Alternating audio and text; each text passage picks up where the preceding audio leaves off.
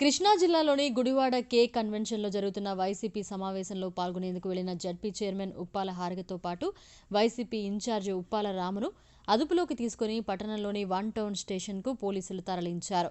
నాగవరప్పాడు సెంటర్లో ZP chairman దంపతులను TDP శ్రేణులు అడ్డుకుని కారు అద్దాలు ధ్వంసం చేశారు. దీంతో సుమారు గంటకు పైగా కారులోనే ఉప్పల హారిక దంపతులు ఉండిపోయారు. ఇక జడ్పీ చైర్మన్ హారికపై కొందరు ఆకతాయిలు అసభ్య పదజాలంతో దుర్భాషలాడారు. ఇక ఆగ్రహంతో ఊగిపోతూ కారులో నుంచి దిగే ప్రయత్నం చేశారు ఆమె భర్త రాము.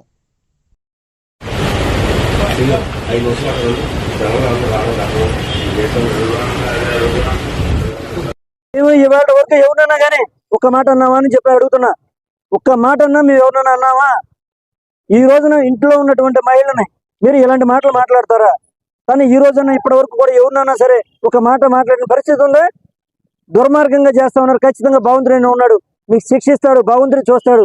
మేమేం చేయలేకపోవచ్చు, కానీ భగవంతుడైన చూస్తాడు. ఖచ్చితంగా దీనికి మీరు తగిన మూల్యం చెల్లించుకోవాలి.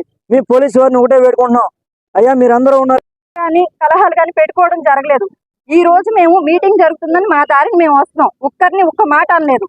ఇష్టం వచ్చినట్టు బరి తెగించిపోయి రోడ్ల మీద మమ్మల్ని నిర్బంధించేసి చుట్టూ 10 సార్లు దాడి చేయడానికి రాడ్లేవో పట్టుకొని చేతులకి టవల్స్ అవి కట్టేసుకుని ఇష్టం వచ్చినట్టు కార్ని ధ్వంసం చేసేసి ఎలాంటి మాటలు అంటే నీచంగా అలాంటి మాటలు నేను మాట్లాడలేను. అంత భయంకరంగా తిడుతూ పోలీసులు ముందే ఇలా చేస్తున్నారంటే రాజ్యాంగం ఏమైపోయింది, చట్టాలు ఏమైపోయినాయో నాకైతే అర్థం కావట్లేదు.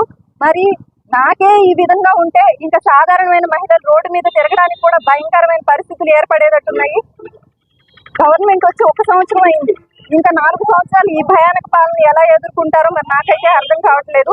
దీనికి పోలీసులు ఏ విధంగా వారిపై కఠినమైన చర్యలు తీసుకుంటారో నాకు తెలియదు. నేనైతే కంప్లైంట్ ఇవ్వడం జరిగింది ఇప్పుడే. దీనికి సంబంధించి ప్రతి ఒక్కరు కూడా బీసీ మహిళనైన నాకు జరిగిన ఈ అవమానం ప్రతి మహిళకి జరిగినట్టే అని నేను భావిస్తున్నాను. ఎందుకంటే జిల్లా ప్రథమ మహిళకి జరిగిన అవమానం ప్రతి ఒక్కరికి జరిగినట్టే. ఇంత దారుణమైన బూతులు మాట్లాడుతున్నారంటే వారిని ఎస్పీ గారు ఖచ్చితంగా కఠినమైన చర్య తీసుకుని వారిని ఈ రోజే జైల్లో పెట్టాల్సిందిగా కోరుకుంటున్నాను. మేము ఎవరిని ఎటువంటి పదజాలాలు ఉపయోగించకుండా మా మీటింగ్ మేము చేసుకుంటున్నాము. ఆయన మేనిఫెస్టోలు ఇచ్చిన పథకాలు అమలు చేయట్లేదని మాత్రమే మాట్లాడుతున్నాను. ఇంతవరకు 4 మీటింగ్స్కి వెళ్ళాము, ఎక్కడ కూడా ఇలాంటి పరిస్థితి లేదు. కానీ ఈ రోజు గుడివాడ కేవలం మేము రోడ్లో ఎంటర్ అయ్యామంతే, అసలు ఆ రోడ్డు కూడా ఎంటర్ అవ్వలేదు. వాళ్ళు తిరిగి కారు రిటర్న్ వెళ్ళిపోమనంటే మేము కారు తిప్పుకుంటున్నా సరే మొత్తం రౌండ్ చేసేసారు. రౌండ్ చేసేసి మొత్తం అంతా ధ్వంసం చేసేసారు. మీరు ఆల్రెడీ విజువల్స్ చూసుకునే ఉంటారు.